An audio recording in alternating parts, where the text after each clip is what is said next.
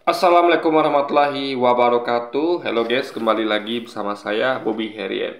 Kali ini kita akan kembali komentari video dari Didi Yuli yang judul "Makanya Jangan Mengajarkan Pintar Manusia". Kita akan langsung tonton videonya, habis itu akan kita komentari guys. Bisa bawa-bawa Kristen. Kalau mau beragama Islam mualaf, monggo silahkan.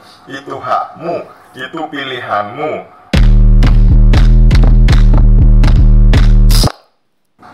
Shalom saudaraku, salam sejahtera di dalam kasih Kristus. Berjumpa lagi dengan saya, Didi Yuli. Kita akan belajar berapologetika bersama-sama di channel ini. Kali ini ada seorang mualaf yang sok pintar. Biasalah ya, mualaf memang begitu sok pintar. Dulu waktu jadi Kristen nggak pernah ke gereja, mualaf mengaku mantan misionaris. Dulu nggak pernah baca Alkitab, sekarang ngaku-ngaku lulusan Haifa. Jadi justru malah tuh orang-orang yang pintar dan cerdas. Mereka tuh berpikir kritis, mereka tuh mempertanyakan dogmanya. Ini sering saya bahas di video saya. Justru orang kayak Yuli ini nggak cerdas, dia tuh hanya berpatokan pada dogma, tapi mau berpikir lebih jauh. Apakah dogmanya itu sesuai dengan logika atau sesuai dengan Alkitabnya? Itu loh pikirnya gitu kan. Jadi orang-orang kayak Maulana memang mempertanyakan dogmanya gitu, nggak bisa saja menelan mentah-mentah apa yang disampaikan oleh bapak pendeta misalnya. Kalau di Yuli ini tidak gitu kan, dia betul-betul menelan mentah-mentah gitu guys. Itu bedanya. Jadi orang yang berpikir kritis adalah orang cerdas. Ciri orang cerdas itu adalah berpikir kritis. Dia selalu mempertanyakan segala hal, tidak begitu saja menerima tanpa mempertimbangkan secara logika. Itu ciri orang cerdas gitu kan. Jadi mualaf itu adalah orang-orang yang terbukti dan teruji gitu. Ya kan? Dia sudah membandingkan antara dua agama. Jadi sama kayak kita misalnya sekali lagi saya kasih analogi bela diri ya. Misalnya lebih expert mana orang yang tahu hanya bela diri A atau yang tahu hanya bela diri B. Dogma itu pun hanya tahu dogmanya saja. Bahwa misalnya bela diri B mengatakan bahwa itu adalah bela diri terbaik yang bisa dipakai di pertarungan nyata dan itu kuat di tangan, di kaki, atau ibaratnya dia tuh kuda-kudanya bagus segala macam, pokoknya klaim-klaim seperti itulah gitu kan. Itu dogma. Misalnya gurunya master, ibaratnya apalah gitu kan, tapi cuma tahu itu saja gitu. Nah, tapi tertara mualaf ini adalah lebih kepada praktisi yang dia tahu bela diri A dan tahu bela diri B, yaitu bela diri A itu anggaplah Islam, bela diri B itu Kristen gitu kan. Dia tahu dua-duanya, dan dia sudah membandingkan, dan dia tuh tahu dia menguji dogma itu, bahwa dikatakan bela diri B adalah bela diri terbaik yang masternya hebat, itu bisa dipakai di perang nyata. Dia teliti lagi gitu, dia baca apanya, gerakan-gerakannya, dia praktekkan, dia uji di perang nyata, dia uji siapa masternya itu, dia tuh tes dengan masternya itu gitu kan. Atau dia mungkin ya mengadakan semacam tes-tes apa ya, kayak mungkin dia yang coba sparring ke masternya itu gitu kan. Nah ini dia tuh betul-betul meng-cross check, jadi berpikir kritis ya. Jadi nggak seperti orang yang belajar dari B lalu kita adalah bela terbaik gitu. Ya gitu, enggak, dia berpikir kritis ya. Bener nggak dia dibilang ini gitu kan. Dia mengujinya gitu guys, dan dia ambil bandingkan dengan bela lain, yaitu bela A. Itu udah cerdas gitu. Kalau dia tidak, dia hanya belajar bela B, belajar dogmanya tanpa mengkonsep rumah itu sesuai nggak dengan apa jurusnya gitu. Dia udah cek belum, udah praktekkan belum di pertemuan nyata gitu kan. Udah cek belum gurunya, sampai siapa betul di gurunya itu. Jadi itulah di perbandingan tadi Yuli dengan para mualaf gitu. Itu harus dipahami ya. Di mualaf itu adalah orang yang betul-betul membandingkan antara dua bela diri atau dua agama, dan mereka bisa membandingkan antara dogma yang ada di bela diri atau agama itu dengan aplikasi nyatanya gitu guys. Apa namanya istilah itu, aplikatifnya gitu. Apakah ini aplikatif apa tidak? Apakah logis apa tidak gitu kan? Kami belajar gerakan begini gitu kan, misalnya kan bisa dipakai nggak di real fight gitu. Benar nggak itu secara logika gitu kan? Benar nggak kalau tangkisan begini misalnya atau pukulan gini bisa bisa efeknya bagus gitu kan? Jangan anda apa ya, kayak ilmu apa tuh, semacam ilmu apa yang bisa menentukan orang tuh aplikatif nggak, bisa dipakai nggak di fight? Benar nggak itu kan? Itu gimana hitungannya, kajiannya bagaimana gitu kan? Jadi itu yang tidak dipahami oleh Juli gitu kan, bahwa level antara mualaf yang di dulu itu sangat jauh guys, sangat jauh. Mualaf itu adalah orang yang expert di bidang dua agama atau dua bela diri ya, nggak analogi gitu kan. Dan dia tuh udah membandingkan, udah meneliti dan berpikir kritis dan sudah menguji guys. Itulah bedanya gitu kan. Itu biasa yang dilakukan oleh para mualaf seperti itu ya. Nah, kali ini ada seorang mualaf yang mengatakan bahwa orang Kristen itu, beragama Kristen itu bukan atas perintah Tuhannya, karena nggak ada perintah Tuhan dalam Alkitab untuk beragama Kristen, itu nggak ada.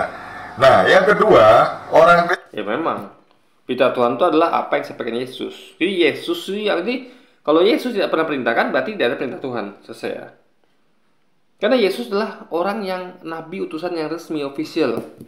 Di perintah Tuhan itu disampaikan melalui dia, bukan melalui Lukas, Matius. Kalau Lukas, Matius menyampaikan perintah Tuhan, itu harusnya mengutip perkataan Yesus, ngerti nggak? Kayak Umar, Ali, Utsman dalam Islam ya. Kalau Anda ngerti perbandingan analoginya, itu Umar, Utsman atau Ali itu harus mengutip perkataan Nabi, bukan bukan bukan memberikan kesaksian itu, bukan kesaksian Umar, Utsman itu, Ali itu yang dikatakan firman Tuhan, enggak. Jadi apa yang mereka kutip dari Nabi Muhammad persis seperti apa yang Nabi katakan, tanpa menambah dan mengurang-urang guys. Itu logika berpikirnya ya.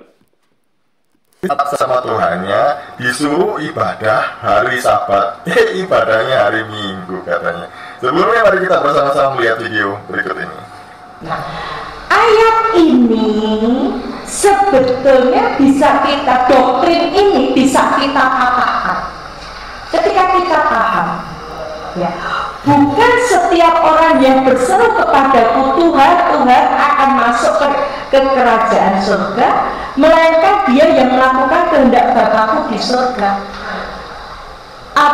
Melainkan yang melakukan kehendak Bapakku di surga. Nah, jadi ini sudah sering saya bahas nih ayat ini gitu kan. Jadi teman-teman Kristen ini dia ngerti arti kata melainkan. Ini ayat sebenarnya loh guys. Kalau Anda memakai pemahaman bahasa yang benar, Anda akan tahu itu benar dengan dogmanya mereka. Di kata melainkan itu berarti sebaliknya. Misalnya saya kasih contoh ya, bukan Budi yang melakukan melainkan Andi. Artinya Budi harus kita buang. Enggak, berarti dia tuh bersih Budi. Yang melakukan siapa? Andi, karena ada kata melainkan. Tapi kalau katanya tuh ditambah hanya, bukan hanya, tapi juga gitu kan, melainkan juga, berarti kedua kan nggak bersih. Misal bukan hanya Budi yang melakukan, tapi juga Andi. Ya, bukan hanya Budi yang melakukan, melainkan juga Andi. Artinya Budi dan Andi terlibat. Tapi kalau katanya cuma melainkan, bukan Budi melakukan, melainkan Andi, berarti Budi bersih. Sama kayak tadi. Bukan setiap orang yang bersuruh padaku Tuhan akan masuk dalam kerajaan surga, melainkan yang melakukan kehendak Bapa surga. Artinya yang pertama tadi itu dibuang, berarti nggak bersih gitu. Yang bersih, yang masuk surga adalah yang melakukan kehendak Bapa surga. Artinya kalau yang tadi itu dibuang karena nggak bersih, ya, karena ada kata melainkan, karena sama melainkan, artinya itu kalau tidak masuk surga kemana? Masuk neraka. Karena ada dua tempat nanti di akhir nanti, yaitu surga dan neraka. Nggak ada yang tempat ketiga, nggak ada. Nggak ada tempat kayak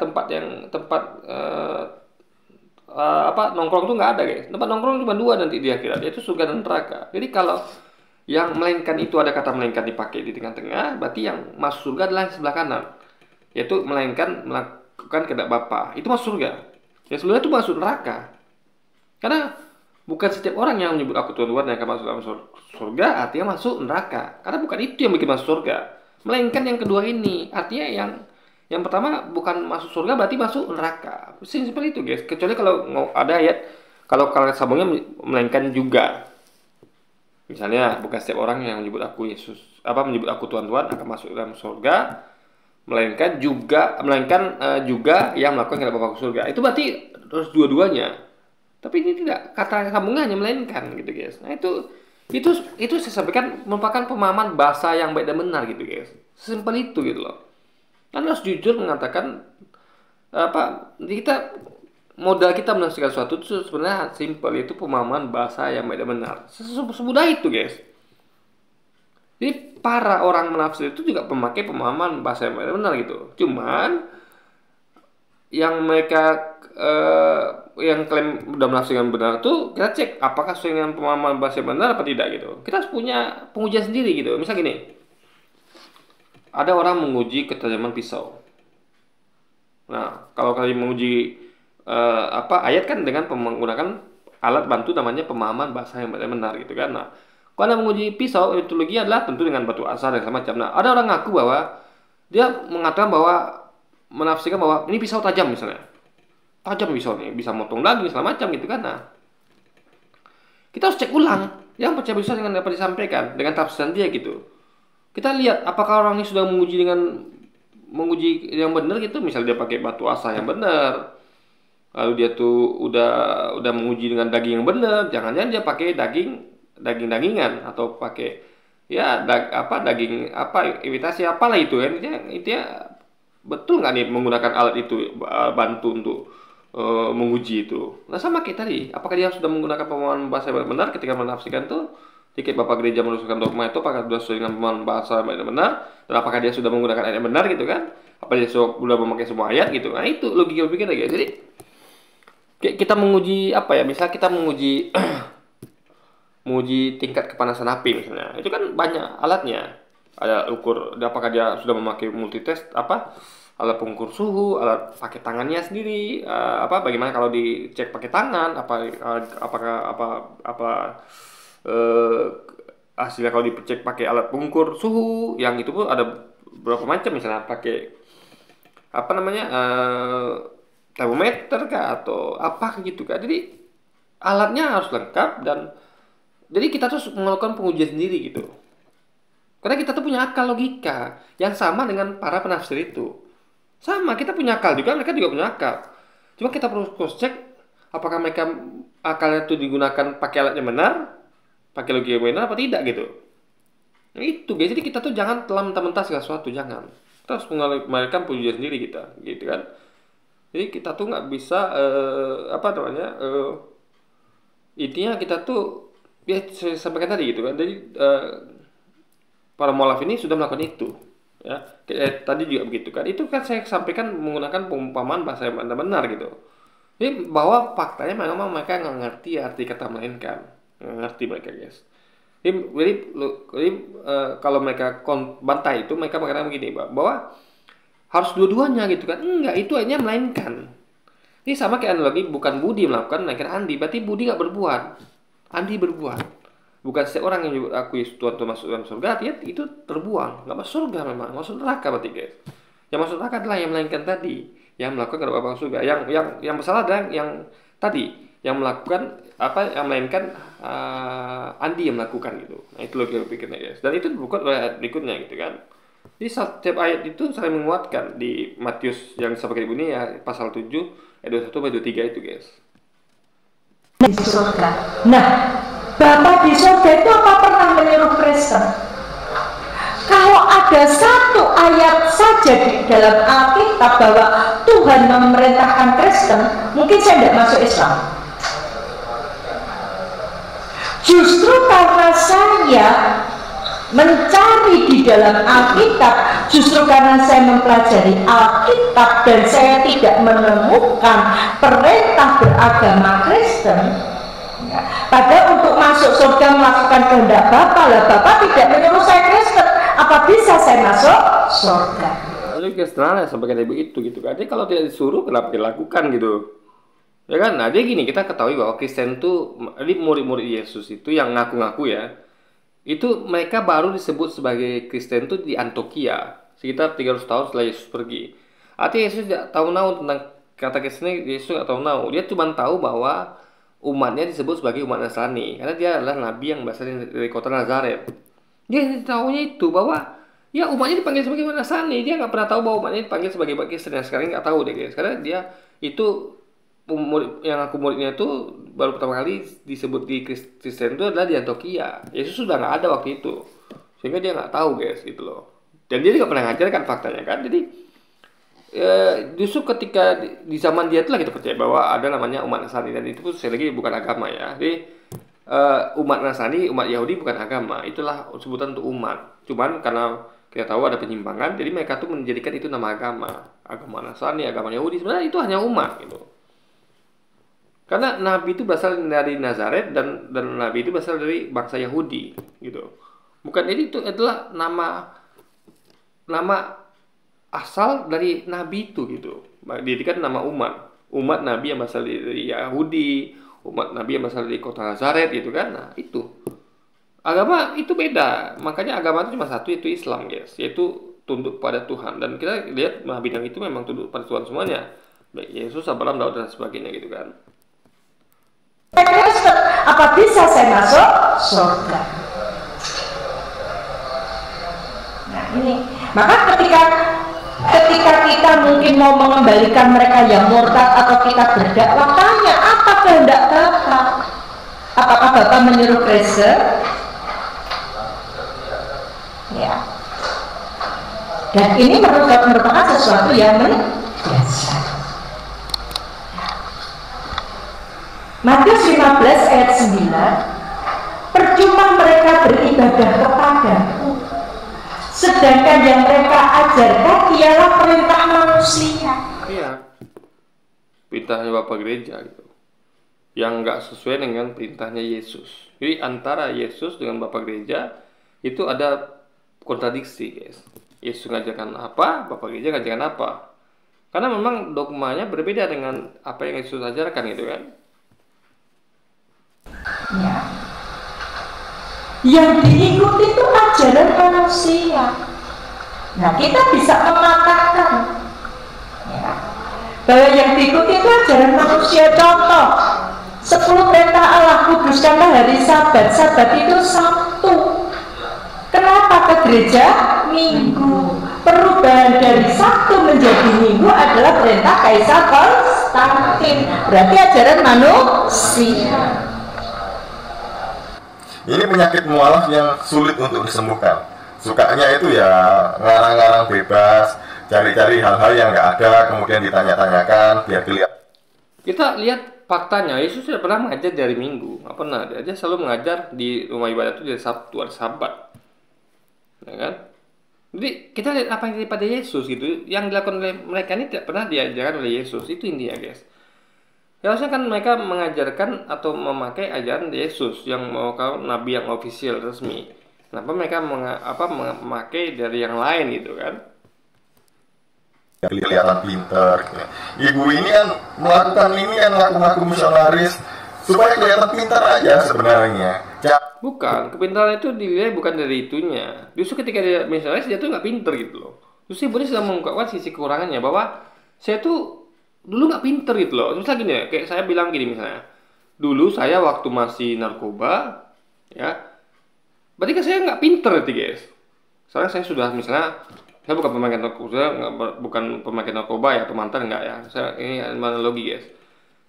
Ketika saya sampaikan bahwa dulu saya memakai narkoba, berarti saya pintar. Dulu saya bodoh dulu gitu kan. Kenapa saya pakai narkoba gitu? Nah jadi, tapi dari kebodohan itu saya belajar bahwa narkoba nggak baik gitu. Justru lebih pintar tuh orang yang pernah narkoba sama sekali.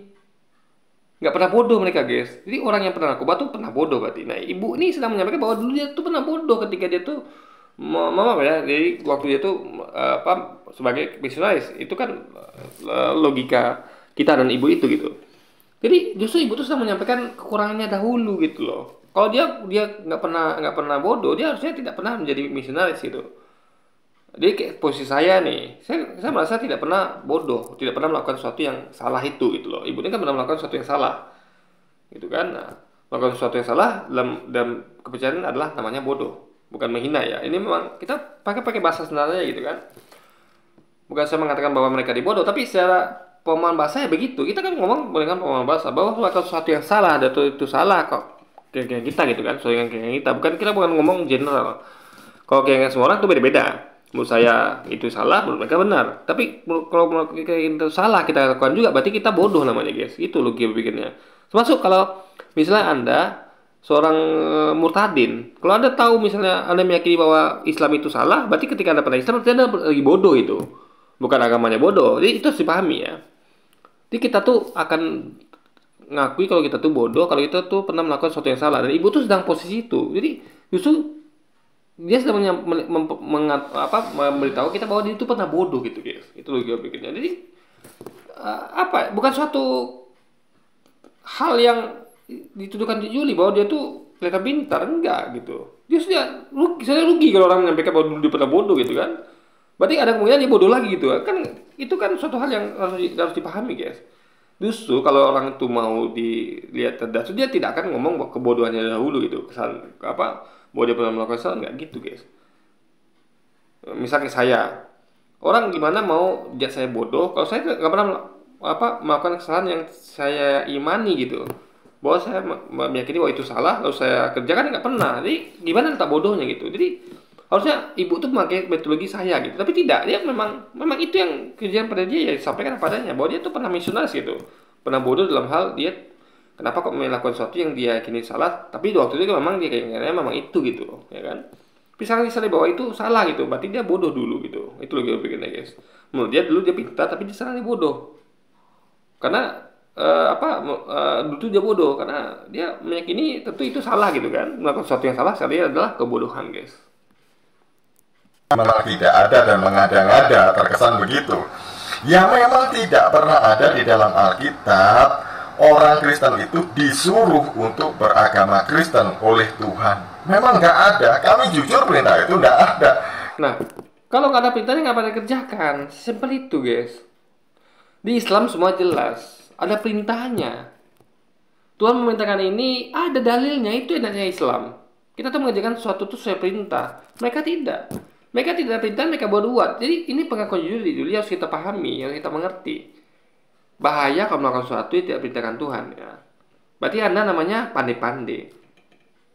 Ingat, kalau ada bos tidak memerintahkan Anda sesuatu, saya kalau kerja guys ya, kalau saya tidak melakukan perintah bos, saya kena masalah. Misalnya saya pandai-pandai sendiri nih, saya kerjakan sesuatu, misalnya kayak bos tidak pernah perintahkan saya untuk melayani tamu itu semua bos yang layani. Saya pandai-pandai sendiri, datang tamu, saya tanyakan, Bapak mau beli apa Pak? Oh ini Pak ya, ini Pak, barang ini harganya. Bos marah sama saya itu guys. Dia katakan bahwa kamu ada saya perintah nggak begitu? Saya suruh nggak ada ngapa kamu kerjakan gitu. Jadi bahaya kalau kita mengerjakan sesuatu yang tidak diperintahkan oleh bos, apalagi ini Tuhan ya. Nah itu namanya pandai-pandai gitu kan, itu bahayanya. Jadi makanya di situ kita mengerti secara logika bahwa nggak, yang lakukan ini sudah masalah serius, problem serius gitu. Mengerjakan sesuatu yang tidak Tuhan perintahkan namanya pandai-pandai guys, itu bahaya. Pandai-pandai sendiri itu bahaya guys. Guling-guling setiap hari juga nggak ketemu kata itu, perintah itu nggak ada. Karena kata Kristen dalam Alkitab. Jadi gini ya, bukan masalah katanya juga, masalah tentang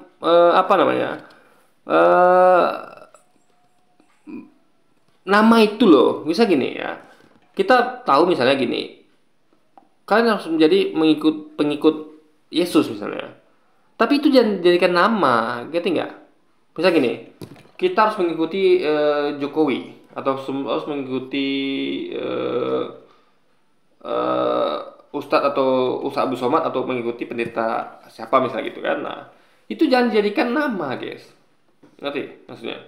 Kalau tidak punya perintahkan gitu, Anda cukup ikut saja selesai. Perintahkan ikuti, bukan menjadikan itu jadi nama. Misalnya gini, misalnya kayak apalagi orangnya nggak tahu, misalnya karena kan nama itu kan sakral agama, apalagi disebutkan sebagai nama agama ya. Nah agama itu dikasih nama seperti itu bahaya. Misalnya gini, misalnya kan Ustadz Abu Somad, misalnya Ustadz Abu Somad Islam menyampaikan tentang Islam gitu kan, dia mengajarkan tentang Islam, memang kita harus mengikuti dia gitu kan sebagai ustadz gitu kan, ustadz kita percaya. Nah lalu ada orang bikin misalnya Ustadz Abu Somad fans Ustadz Abu Somad. Nah itu jangan dijadikan agama, jangan.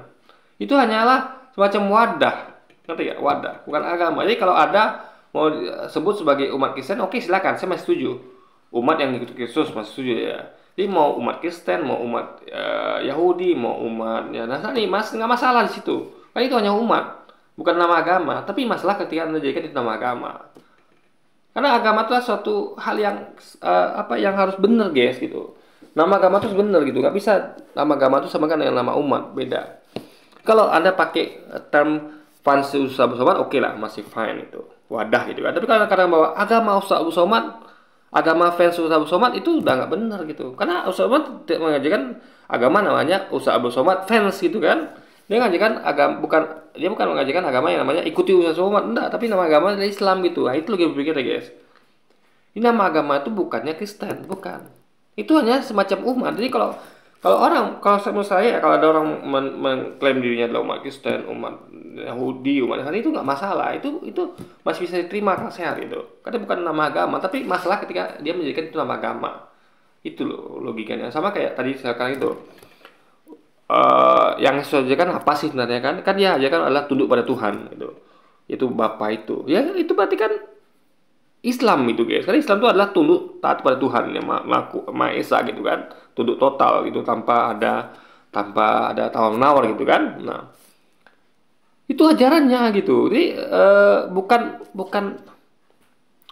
mengikuti dia tuh jadikan nama agama, bukan gitu guys. Tuh berikutnya kan. Itu kan namanya pandai-pandai gitu.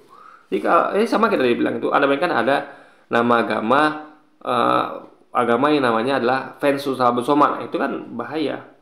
Kalau cuma sekedar wadah bahwa itu mereka adalah fans Ustaz Abu Somad, oke. Tapi jadikan itu agama yang dijadikan oleh Ustaz Abu Somad. Ustaz Abu Somad itu mengajarkan Islam itu sama kayak jangan jadikan umat Kristen atau pengikut Yesus itu adalah umat pengikut Yesus adalah sebagai nama agama, jangan. Karena Yesus tidak pernah mengajarkan agama Kristen. Dia itu hanya label wadah. Kalau mereka itulah pengikut Yesus, itu mereka sebutnya umat Kristen gitu. Sama kayak umat Nasrani adalah wadah kalau mereka menyebut diri mereka sebagai umat Nasrani karena itu merupakan nabinya dari Nazaret gitu guys. Jadi itu semacam fans club atau semacam wadah atau organisasi gitu. Sebutan saja label gitu kan. Nah, itu harus dipahami guys. Kata Kristen dalam Alkitab itu dulunya adalah sebuah ejekan bagi para pengikut Kristus. Itu pertama kali disebut di dalam Antioquia. Murid-murid pertama kali disebut Kristen. Ya, Yesus nggak tahu itu masalahnya. Kalau sekarang orang masih Ustaz Abu Somad tahu tuh ada namanya Ustaz Abu Somad fans. Tapi coba ada bayangkan nanti ketika Ustaz Abu Somad pergi ya, tiba-tiba ada orang buat bikin misalnya maniak Ustaz Abu Somad maniak misalnya gitu kan. Orang-orang maniak kepada Ustaz Abu Somad. Berarti gitu kan suatu hal yang iya setuju nggak tidak? Apakah Ustaz Abu Somad setuju? Orangnya nggak ada. Makanya lebih aman memakai fans Ustaz Abu Somad sebagai wadah karena dia udah tahu itu. Sama kayak ini. Yesusnya nggak ada, Anda pakai termin sebagai umat Kristen. Yesusnya tahu tidak? Setuju nggak dia? Kan nggak tahu kita. Tapi kalau umat Nasrani dia setuju. Bukti tidak ada komplain terhadap itu kan oleh beliau gitu. Karena beliau tahu juga itu bukan nama agama tapi hanya nama umat. Beliau nggak komplain. Ini suatu hal yang sudah pasti-pasti aja. Jadi lebih aman adalah memakai istilah umat Nasrani dibandingkan adalah memakai istilah umat Kristen. Karena Yesus tahu tentang umat Nasrani, tapi dia nggak tahu tentang umat Kristen. Jadi perkara adalah apakah beliau setuju atau tidak kepada sesuatu yang beliau tidak tahu gitu. Itu masalahnya guys, yang harus dipahami. Kristen artinya the follower of Christ atau Kristus kecil atau para itu kan sama kayak wadah fans Ustaz Abu Somad, ikut Ustaz Abu Somad. Tapi kan itu bukan nama ajaran yang dijadikan Ustaz Abu Somad. Sama kayak pengikut Kristus itu kan hanya wadah, bukan agama yang dijadikan oleh Yesus. Sebenarnya mereka harus cari nih agama apa yang dijadikan oleh Yesus itu. Bukan nama fans clubnya, ya beda. Bukan nama wadah pengikut Yesus atau pengikut Ustaz Abu Somad, itu hanya wadah. Hanya pengikut, bukan agama atau ajaran yang diajarkan oleh Ustaz Abu Somad atau Yesus sendiri guys. Pengikut Kristus. Jadi itu artinya Kristen memang bukan sebuah agama dulunya, tapi karena kan? Ini pengakuan jujur, saya suka ini. Jujur ya. Dulunya memang bukan suatu agama. Itu masalah di situ. Kok itu bukan suatu agama dan kita memiliki itu bukan suatu agama tapi hanya label fans club, itu pengikut gitu kan. Kenapa dijadikan agama? Itu masalahnya. Kenapa dijadikan agama? Kita Islamnya jelas. Memang di awal sebut Islam. Agama itu Islam. Semua nabi-nabi beragama Islam. Itu jelas di Al-Quran. Memang nggak ada kemudian tuh nggak ada. Oh baru dulu tuh nggak ada tuh agama Islam nggak ada. Itu baru. Tapi ini dari dulu memang Islam agamanya. Ada beragama Islam. Ibrahim beragama Islam. Ini kita tuh tidak pandai-pandai. Itu beda Islam sama Kristen. Dan di sini aku jujur. Saya suka itu.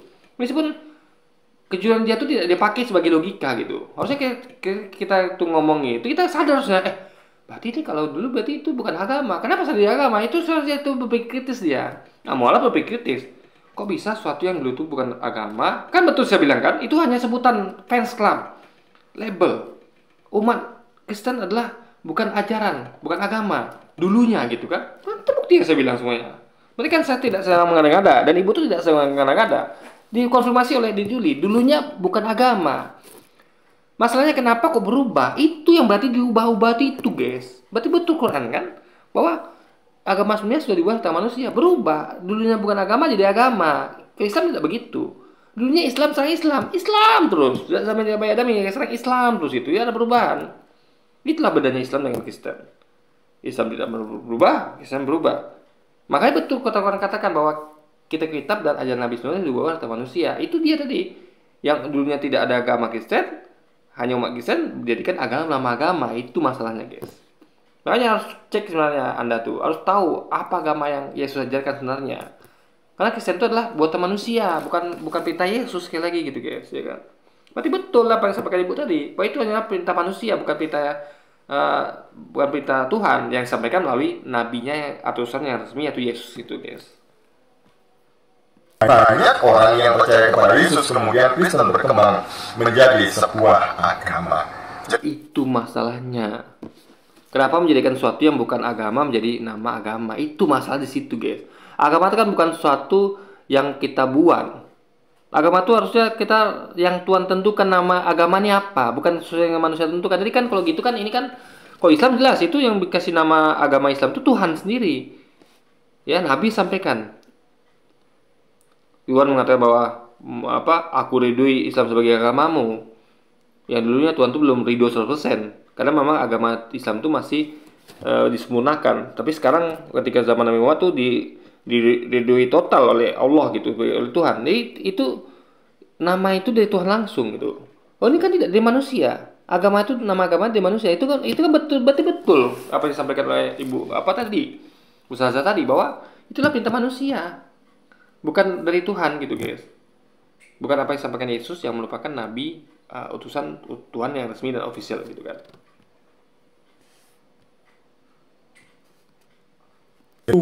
Jangan dipelintir-pelintir, nggak ada ini perintahnya. Orang Kristen ini bikin nama nggak sesuai dengan Alkitab, beda dengan di Quran. Nah, kan fakta itu. Dia ngomong sesuatu yang fakta, tapi dia nggak sadar. Kan memang betul kan tidak ada di Alkitab. Nah, itu perintah manusia kan. Kan tidak ada Tuhan atau Yesus mengatakan bahwa ini adalah agama Kristen. Kan mereka yang ubah gitu kan. Dari umat Kristen menjadi agama Kristen. Jadi saya nggak sadar dia tuh sedang membenarkan apa ibu itu katakan, tapi dia bantah sendiri. Aneh, guys, logikanya. Misal saya gini nih ya, saya katakan bahwa tidak ada perintah untuk misalnya berdiri A untuk menyebut itu adalah nama berdiri itu adalah misalnya Motoyama atau Ip Man Fans Club, itu nama berdirinya, ya kan? Nggak pernah diajarkan oleh Iman seperti itu, ya kan? Iman nggak pernah ngomong seperti itu bahwa ini adalah berdiri fans Ip Man, nggak ada. Tapi mereka menamakan itu, jadi mereka tuh menyebut dirinya sebagai fans Iman gitu kan. Iman itu adalah pendiri Wing Chun ya, guys. Jadi fansnya Iman gitu kan. Tapi tiba mereka ubah bahwa ini kita bikin aja deh, ini nama berdiri yang diadakan Iman, bahwa berdiri ini adalah namanya Iman Fans Club. Bukan itu nama berdirinya gitu loh. Itu adalah wadah saja, bahwa Anda tuh memang fansnya Iman gitu loh. Nah itu daripada mereka dibilang nggak ada ibu tuh bilang bahwa ini itu nggak ada, padahal ada kan. Yang dia katakan itu sedang membuktikan kebenaran, mengkonfirmasi kebenaran dari ibu sampaikan, tapi dia bantah sendiri gitu. Aneh, guys, logikanya, ya kan? Untuk beragama Islam, ya kalau ibu ini mau percaya itu, monggo silahkan, nggak usah bawa-bawa Kristen. Kalau mau ini kalau sudah tahu salah tapi masih ngeyel. Orang bukan masalah itu, orang tuh sedang menyampaikan kebenaran dan Anda sudah mengkonfirmasi kebenaran itu gitu loh. Cuma Anda bantah sendiri kebenaran itu aneh ya, guys. Kebenaran yang sudah disampaikan ibu itu dikonfirmasi oleh dia, lalu dia pula ngeyel. Ya sudah, nggak usah gitu. Kok gitu bahasanya? Harusnya dia bilang bahwa ibu benar juga ya gitu. Harusnya gitu kan. Dia harus pikir lagi gitu. Oh, ibu itu benar juga gitu kan. Gak usah bawa-bawa Kristen. Kalau mau beragama Islam mualaf, monggo silahkan. Itu hakmu, itu pilihanmu. Jadi kita sedang menyampaikan kebenaran, iman kita bisa sampaikan. Anda juga bebas menyampaikan iman Anda gitu, keyakinan Anda gitu kan. Nah tinggal orang milih apakah mau ikut apa tidak. Yang penting tidak menghina, tidak mengejek atau tidak apapun itu, tidak menista, itu penting. Karena ini masalah iman tuh perlu kita gini. Dulu Anda tahu ada namanya para misionaris, nggak masalah ya. Jadi kalau ada misionaris, ada pendakwah Islam, ada lagi penyebar agama Hindu, penyebar agama Buddha, itu nggak masalah. Masalah itu adalah ketika mereka melakukan pemaksaan, ya kan? Atau masalah itu ketika mereka tuh menipu atau menista, itu masalah. Jadi sama kayak kita ini, kita adalah para pendakwah, itu tidak masalah. Sama kayak para misionaris, para penyebar agama Hindu, Buddha, atau penyebar apapun itu nggak masalah. Selama apa namanya kita melakukan penistaan, tidak melakukan tipu-tipu, tidak melakukan hal yang menyimpang gitu guys. Jadi itu hak tiap orang untuk menyampaikan kebenaran dari agama dia. Kalau gitu semuanya salah dong. Kalau ada menyalahkan kita, para pendakwah ini, kalau dia menyalahkan ibu itu berarti salah juga dong misionaris. Ngapain Anda sampaikan agama Anda kepada orang Islam gitu kan? Ini adalah bukan itu masalahnya, bukan para misionaris atau ibu ini atau kita para pendakwah atau para penyebar agama Hindu Buddha, bukan itu masalah, tapi apa yang Anda sampaikan penistaan kah? Apakah itu penipuan kah atau apakah itu menghinaan kah? Itu logik cara berpikirnya. Jadi dia tuh sedang membatasi hak orang lain untuk berdakwah, guys. Itu masalahnya. Sementara dia punya hak untuk melakukan misi penginjilan, misionaris. Kita masalahkan, kita hanya masalahkan praktek-prakteknya. Kenapa kok prakteknya itu memaksa, tidak tepat sasaran, masa tuh tidak taat aturan gitu loh. Itu yang kita bahas. Jadi kita bukan masalahkan, kalau dia kan memasalahkan dakwahnya gitu, pendakwahnya. Kalau kita bukan memasalahkan misionaris, tapi metodologinya gitu kan. Hakmu, itu pilihanmu, dan kami nggak apa-apa. Kami senang aja kalau ibu ini nggak apa-apa, tapi orangnya apa namanya yang dibahas orangnya, bukan haknya dibahas, bukan argumentasinya. Harusnya kan kalau dia fans aja kan bantah dong komentarnya, argumentasinya bantah dong, bukan haknya yang Anda komentari. Haknya berdakwah itu loh Anda komentari. Saya tidak pernah mengomentari hak diri untuk melakukan misionaris, nggak pernah larang-larang dia, nggak pernah kritis itu, nggak. Tapi kalau metodologinya saya nilai benar salah, saya akan kritik komentari argumentasinya gitu, bukan misinya. Ngerti ya lagi berpikirnya? ingat aja kalau ibu ini memilih untuk masuk Islam atau mualaf, ya jangan ngomong ya yang selamat itu bukan beragama Kristen, tapi yang melakukan itu keyakinan ibu itu. Sama kayak keyakinan Islam juga begitu. Mereka meyakini ketika mereka sampaikan kepada umat Islam atau umat lainnya, kan mereka mengatakan bahwa keselamatan itu hanya pada Yesus. Itu artinya sama dengan mengatakan bahwa yang lain nggak selamat. Sama saja. Itu bukan masalah, guys. Menyampaikan kenyataan itu bukan suatu masalah. Anda jangan batasi orang untuk menyampaikan keyakinannya, apalagi dalam menjalankan misi misionaris kah, menyebar agama apapun itu, nggak masalah itu. Jangan Anda batasi hak ibu itu, ya kan? Kita udah membatasi hak Anda terus melakukan misi penginjilan, tapi itu jangan nipu-nipu, jangan maksa, dan jangan dengan cara yang tidak taat aturan gitu kan. apalagi ngomong apalagi bu, kalau sakit tuh minum obat, jangan ngelantur nggak karuan begitu ya. Yang sakit itu dijuli, orang sampaikan kebenaran dan dia konfirmasi itu, tapi dia bantah lagi. Itu yang sakit itu gitu guys. Udah tahu dia membenarkan kata ibu itu, tapi dia bantah lagi gitu, aneh guys. Itu orang sakit itu begitu ya. Ada orang ngasih tahu nih, kamu tuh salah loh cara nulisnya. Kita tahu, oh iya ya, ini salah cara nulisnya ya. Tapi kita bilang bahwa jangan nulis tulisan saya gitu. Nah, ini aneh guys. Kalau kita besuk kan, oh ya makasih ya, ini salah gitu kan. Gimana sih yang benar gitu kan? Harusnya begitu, atau kita perbaiki gitu kan? Ini tidak. Malah menyalahkan orang yang sedang, dan padahal kita tuh sedang membenarkan orang itu dikatakan. Itu aneh sekali guys. Itu yang namanya orang tuh yang nggak minum obat itu namanya. Dia membenarkan apa yang orang sampaikan, tapi dia bantah pula dengan istilah itu, bukan argumentasinya, tapi dengan keengganannya gitu guys. Dia tuh enggan kalau ada orang tuh bahas tentang kebenaran gitu kan. Itu yang namanya orang tuh yang kehabisan obat tuh seperti itu guys. Jangan lantur nggak karuan begitu ya. Jadi ibu tuh dituduh ngelantur. Padahal dia sedang mengkonfirmasi kebenaran ibu itu, lalu dituduh ibu tuh ngelantur.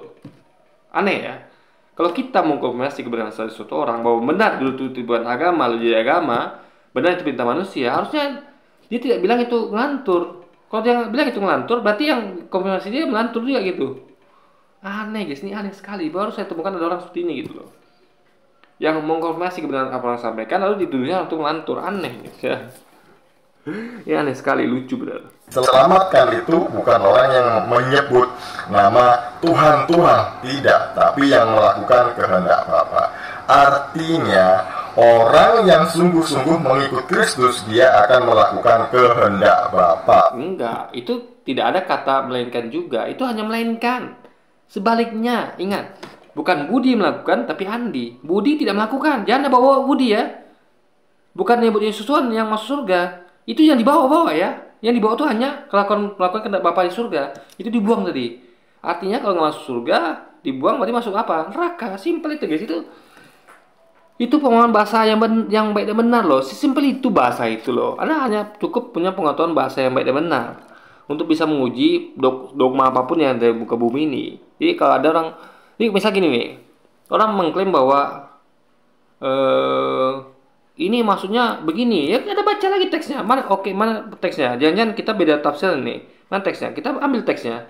Oh enggak Pak, ini kalau secara bahasa yang Bapak bilang itu salah. Ini katanya melainkan sini, kata hubungnya, bukan melainkan juga. Artinya yang sebelah kiri tertolak, yang kanan yang terima. Gitu, kita harus punya logika dan akal sendiri, jangan pakai logika akal orang yang betul-betul dia tuh logis gitu guys. Kita tuh kan belajar tentang, kita kan pernah belajar bahasa, pemahaman bahasa yang benar. Karena kan dulu kita sekolah kan waktu SD itu pernah belajar namanya pelajaran bahasa Indonesia gitu kan. Nah itu Anda pakai itu ilmu, Anda pakai. Jangan Anda tuh memakai orang gitu guys. Enggak, saya tidak pernah begitu. Saya cek lagi gitu kan. Percuma saya belajar dulu dong. Kalau tidak saya pakai gitu kan. Nah itu saya temukan gitu guys. Ini saya tuh adalah orang yang selalu menggunakan ilmu yang pernah saya pelajari. Kalau dulu tidak, dia punya ilmu itu, yaitu pemahaman pelajaran bahasa Indonesia, ya kan? Tapi dia tidak pakai itu. Dia berpegang pada dogma tanpa dia tuh, ya intinya ilmu dia tuh dia terapkan. Saya terapkan untuk membuktikan bahwa dogma itu salah gitu guys, ya kan? Tidak sesuai dengan menggunakan kaidah pemahaman bahasa yang benar gitu guys. Gitu ya. Jadi orang yang mengikut Kristus itu disebut sebagai Kristen itu. Nah, dan kemudian tadi dia juga ngomong bahwa orang Kristen itu tidak taat perintah Tuhannya. Di hukum Taurat disuruh beribadah di hari Sabat. Orang Kristen ibadahnya di hari Minggu. Itu adalah perintah manusia. Perintahnya Konstantin. Lantur lagi mulai ini obatnya. Perintah Tuhan, ingat, disampaikan melalui Yesus sebagai nabi utusan ofisial. Apa yang Yesus perintahkan, itu yang kita kerjakan. Apa yang Yesus contohkan, itu kita kerjakan. Yesus selalu mengajar, ya, beribadah di rumah-rumah ibadah tuh dari Sabtu, Sabat, nggak pernah dari Minggu. Jadi kalau kita melakukan perintah yang di luar yang resmi ofisial, ya akhirnya kita akan melakukan kesalahan. Ingat, yang dipakai itu hanya resmi ya, yang nggak resmi nggak kita pakai, guys. Jadi ini lantur terus ya. Apa hubungannya Kristen dengan Konstantin? Apa hubungannya orang Kristen beribadah di hari Minggu dengan perintah Konstantin? Nggak ada kayaknya. Begini ya, kita tahu bahwa dulu Romawi itu tidak mengakui agama Kristen. Tapi karena begitu banyak yang orang mulai masuk Kristen, makin ramai Kristen, otomatis ajaran atau Tuhannya orang Romawi ditinggalkan. Tidak lagi orang mau menyembah dewa matahari karena semua orang udah banyak masuk Kristen. Akhirnya Kaisar Romawi itu mengadopsi Kristen jadi agama negaranya gitu. Karena percuma menghadang orang Kristen, percuma karena makin banyak gitu kan, gak ada lagi mau menyembah dewa matahari gitu. Jadi mereka sadar bahwa ini memang gak logis, menyembah dewa matahari gak logis. Jadi juga mereka juga harusnya meyakini bahwa ini nggak logis juga, menyembah manusia. Jadi baik menyembah dewa matahari maupun menyembah manusia itu nggak mau logis. Tapi apa boleh buat? Mereka banyak, Kristen itu banyak. Ya, mereka nggak mau ditinggalkan kerajaan Romawi ini. nggak ada pilihan lain, ya ada cuma ini, ya sudah mereka adopsi jadi agama negara. Kalau Islam lebih banyak waktu itu, mereka kan adopsi Islam. Tapi tidak, yang banyak itu Kristen gitu kan. Orang-orang yang menjadikan nama umat menjadi nama agama, itu yang lebih banyak waktu itu. Akhirnya karena Romawi nggak mau itu ditinggalkan, mereka adopsi jadi agama negara, sehingga tetap didukung kerajaan Romawi itu gitu loh. Jadi mereka tuh tetap mencari dukungan juga. Berarti sebagai sebuah kerajaan besar, mereka tetap mencari dukungan. Nah itu salah satu opsi yang masuk akal adalah jadi mengadopsi agama itu menjadi agama negara. Karena percuma mereka memaksakan agama penyembah matahari, nggak ada lagi yang mau melakukan itu, menyembah dewa matahari yang sedikit gitu. Nah maka mereka ketika switching menyesuaikan saja. Oh dulunya orang biasanya beribadah itu menyembah dewa matahari itu hari Minggu. Nah mereka ubah, jadi mereka ganti itu. Kalian juga hari Minggu juga gitu kan, sama kayak mereka ubah misalnya kayak hari kelahiran Dewa Matahari kan tanggal 2 Desember, bisa cek gitu ya. Ada googling saja bahwa hari kelahiran Dewa Matahari itu adalah diperingati setiap tanggal 25 Desember. Nah itu mereka jadikan sebagai hari lahir Yesus gitu. Karena kita kalau anda kaji lagi, Yesus itu lahir tanggal berapa itu tidak, yang pertama tidak ada yang bisa memastikan. Yang kedua, nggak mungkin Yesus lahir di tanggal 2 Desember karena itu adalah musim dingin atau musim salju. Dan di Alkitab dikatakan bahwa Yesus lahir itu ketika para gembala sedang mengembalakan dombanya di padang rumput. Artinya nggak mungkin bulan Desember. Pasti sekitar bulan-bulan ketika padang rumput itu lagi hijau-hijaunya gitu. Nggak mungkin ada gembala yang dengan bodohnya itu mengembalakan dombanya di musim dingin atau musim salju. Di tengah hamparan salju itu kan, atau dingin kan sama saja dengan tidak memperhatikan keselamatan atau kesehatan dombanya. Harusnya kan kita, kalau saya punya domba, saya akan mengembalakan domba saya di musim semi, musim rumputnya lagi menghijau. Kalau musim salju atau musim dingin, saya simpan di kandang. Saya siapin itu, saya stok makanannya yang ada musim panas itu hingga bisa pakai musim dingin. Sama kayak semut. Semut itu nggak mungkin ketika musim dingin salju itu dia keluar, dia akan stay di sarangnya dan memakan hanya makanan yang dikumpulkan selama musim semi. Itu logika pikirnya guys. Tapi aneh kalau ada semut yang keluar gitu. Atau musim dingin, musim salju, dia tuh keluar dari kodratnya. Yang biasa mengumpulkan makanan ketika musim semi dan musim salju dipakai, dia keluar dari kodratnya. Musim salju dia keluar, itu aneh sekali gitu. Itu jadi makanya kita nggak percaya bahwa kok bisa Yesus dikatakan lahir tanggal 2 Desember. Sementara Alkitab mengatakan bahwa itu nggak mungkin karena dalilnya adalah dia lahir ketika para gembala mengembalakan dombanya di padang rumput. Artinya bukan bulan Desember guys. Tapi dan itu kebetulan pula sama pula dengan highlight Dewa Matahari. Itu harus kita curigai harusnya. Harus punya penyakit salah itu kok bisa sama dengan hari kelahiran Dewa Matahari dan kok beda sama Alkitabnya gitu. Nggak matching. Nah, itu harus ada kritisi, harus ada mengerti. Tapi jadi tidak. Dokumen nomor satu bagi dia. Ayat ini bagi dia nggak sampah gitu kan. Masa tuh bukan sampah secara ayatnya, tapi meaningnya tuh dia kesampingkan gitu. Ngerti nggak? Logika pikirnya gitu kan. Cek jaka sembung bawa golok gak nyambung gitu loh. Nah, kalau kita membaca kitab Pidake, ada satu perintah di sana yang kenapa orang Kristen sekarang itu ibadahnya di hari Minggu. Karena hari Minggu adalah hari Tuhan. Yesus bangkit dari antara orang mati itu di hari Minggu. Jadi berkumpul. Ini kan mereka pada mereka sendiri. Mereka nilai, udah jadikan hari Minggu sebagai hari ibadah karena Yesus sebagai hari Minggu. Nggak begitu. Ini kan berarti pintar manusia, pandai-pandai manusia, guys. Kita contoh Yesus. Yesus mengajar itu di hari apa? Beribadah di hari apa? Hari Sabtu. Yesus udah ikut Yesus gitu. Apa yang Yesus lakukan itu kita ikuti. Bukan pada sendiri kan Yesus bangkit pada hari Minggu. Berarti hari Minggu deh jadikan ibadah, kan nggak gitu logika pikirnya. Ini Muhammad mengajarkan bahwa ibadah itu hari Jumat. Lalu ada orang yang ibadah hari Minggu mengatakan bahwa hari Minggu itu Muhammad itu adalah meninggal. Nggak begitu guys logika pikirnya. Jadi kalau Islam itu sama kayak gitu ya logikanya, analoginya. Ini Muhammad mengajarkan bahwa ibadah itu adalah hari Jumat. Tiba-tiba ada orang yang mengganti ibadah itu hari Minggu dengan alasan apa misalnya? Nabi Muhammad kan itu meninggalnya hari Minggu. Nggak begitu logikanya bro. Itu berarti kan betul perintah manusia, pandai-pandai manusia. Karena yang diajarkan tuh hari Jumat, diajarkan Yesus itu hari Sabtu. Yang Muhammad aja kan Jumat, kenapa ada hari Minggu? Itu logika pikirnya itu masalah di situ guys. Berarti benar ada perintah manusia kan, bukan contoh dari Nabi yang resmi itu guys atau official itu gitu loh. roti di hari Minggu. Maka kalau kita membaca kisah para rasul, gitu ya, murid-murid berkumpul itu di hari Minggu untuk. Jadi contoh tuh murid, bukan nabinya. Itu masalahnya di situ, guys. Kalau kita betul-betul mencontoh Nabi, apa yang Nabi lakukan itu kita contoh. Kita tidak mencontoh Umar atau Ali. Jadi apa yang contohkan Ali Umar itu harus mengikut contoh Nabi. Jadi apa yang Ali Umar contohkan tidak ikut contoh Nabi, kita tolak gitu. Ngerti nggak maksudnya?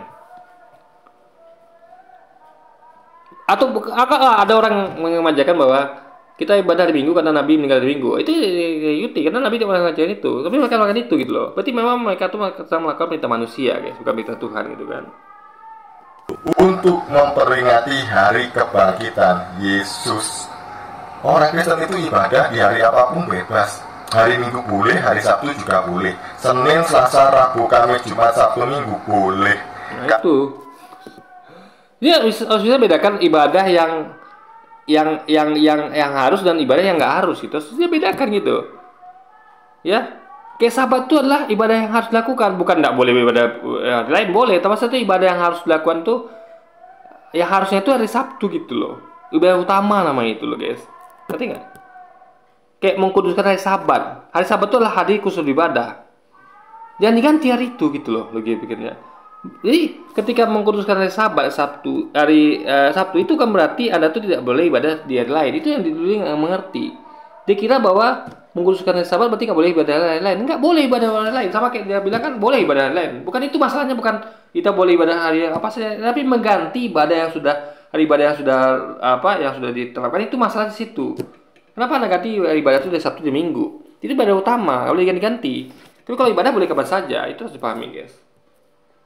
Karena ibadah itu tidak dibatasi oleh hari, tidak dibatasi oleh waktu, tidak. Iya, nggak ngerti. Jadi berarti meskipun tidak dibatasi oleh hari waktu, itu termin dalam ngomong ibadah general. Tapi dia ibadah utama yang dikerjakan di Sabtu jangan lupa.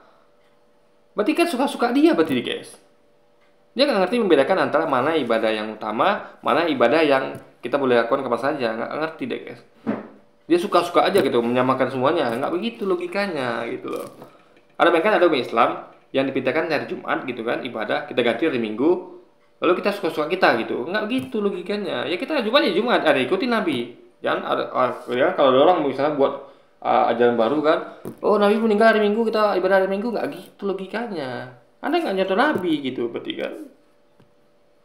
Tidak dibatasi oleh waktu, tidak disekat-sekat dalam tembok, tidak juga harus menghadap kemana begitu. Ya berarti bebas. Kalau kita semua itu perintah Nabi, kita ikuti.